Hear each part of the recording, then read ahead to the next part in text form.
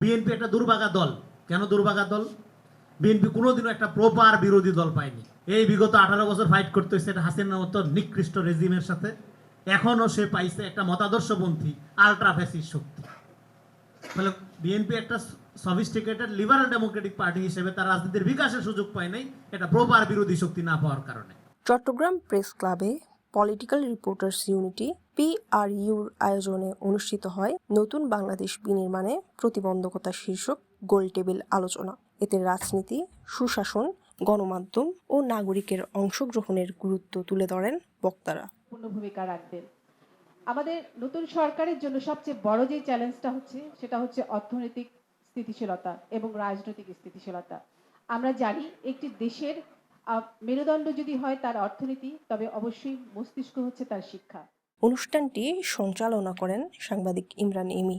সবাই প্রধান অতিথি হিসেবে উপস্থিত ছিলেন চট্টগ্রাম সিটি কর্পোরেশনের মেয়র শাহাদাত হোসেন। বিশেষ অতিথি ছিলেন চট্টগ্রাম 9 আসনের সংসদ সদস্য আবু সুফিয়ান এবং চট্টগ্রাম 10 আসনের সংসদ সদস্য সাইদ আল নোমান। সবাই মূল আলোচক ছিলেন জবান ম্যাগাজিনের সম্পাদক রেজাউল করিম রনি।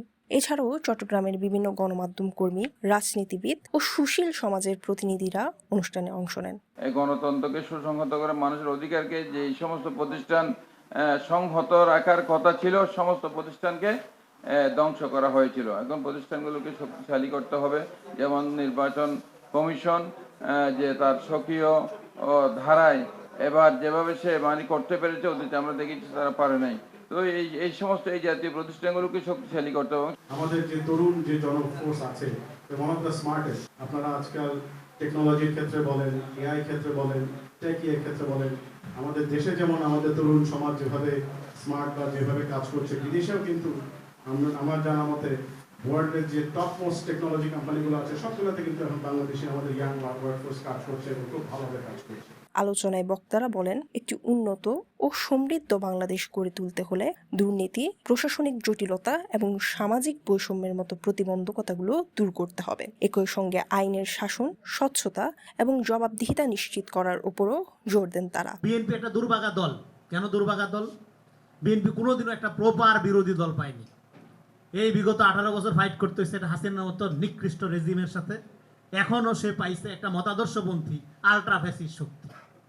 ফলে বিএনপি একটা সফিস্টিকেটেড লিবারাল ডেমোক্রেটিক পার্টি হিসেবে তার রাজনীতির বিকাশের সুযোগ পায় নাই, এটা প্রপার বিরোধী শক্তি না পাওয়ার কারণে। এই জন্য বিএনপির বিরোধিতা বা বিএনপির সমালোচনা করার দায়িত্বটা বিএনপির সমর্থকদেরই তুলে নিতে হবে। কারণ বিএনপি বিরোধী যারা, তারা তো করে বিষোদ্গার এবং প্রোপাগান্ডা। সমালোচনা করার লোক কোথায়? সমালোচনা ছাড়া তো এই রাজনীতির বিকাশ হবে না। এই জন্য বিএনপির সমর্থক যারা, তাদেরই আগে আসতে হবে, তারা আগে আসেও। বিএনপির সবচেয়ে বড় সমালোচক হলো বিএনপির সমর্থকরা, আর বাকি যারা এগুলো প্রোপাগান্ডা, বিষোদ্গার, এগুলো দিয়ে তিল রে তাল বানানো, তাল রে তিল বানানো। 300 কোটি টাকার একটা ইকুইপমেন্ট যেটা ময়লা পরিষ্কার করার জন্য, এটা পর্যন্ত দেওয়া হয়নি। আমি বারবার এটা নিয়ে ফাইট করেছি, দেওয়া হয়নি। কেন? ওই যে মেয়রকে, বিএনপির মেয়র, তাহলে বিএনপির প্রতি দরদ কোথায় দেখায়? কাজে এই জিনিসটা আমি কেন বলছি, আজকে যে অনেকের জোর করে বলছে অমুক হয়েছে তমুক হয়েছে, বিএনপির কোন উপদেষ্টা বিএনপির পক্ষে ছিল? কেউ ছিল না। আজকে জনগণ ভোট দিয়ে তাদের ভোটের অধিকার প্রয়োগের মাধ্যমেই কিন্তু বিএনপিকে আজকে ক্ষমতায় এনেছে মহান রব্বুল আলামিনের ইশারায়। এখানে আর কোনো সেকেন্ড কিছু নেই। জনগণের